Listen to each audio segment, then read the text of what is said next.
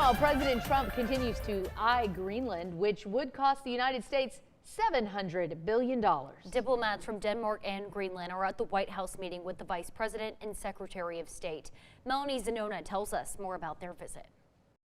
Greenland is not for sale.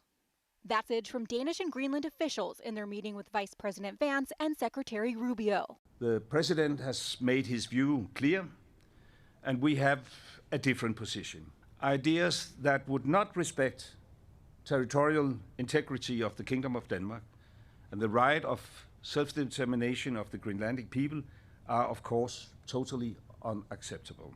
Despite President Trump's latest heated talk of taking over the Arctic territory. If we don't take Greenland, Russia or China will, and I'm not letting that happen. Greenland is an autonomous territory belonging to Denmark, but has its own officials and is self-governing. And the Prime Minister adamant that his country does not want to be owned or governed by the United States. Since his first term, President Trump has eyed the Arctic island, claiming it's vital for national security.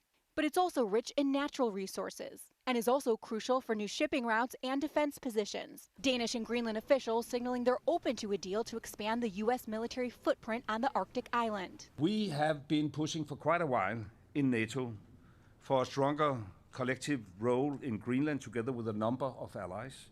And we are eager to work with the US on advancing this agenda, and we are prepared to go further.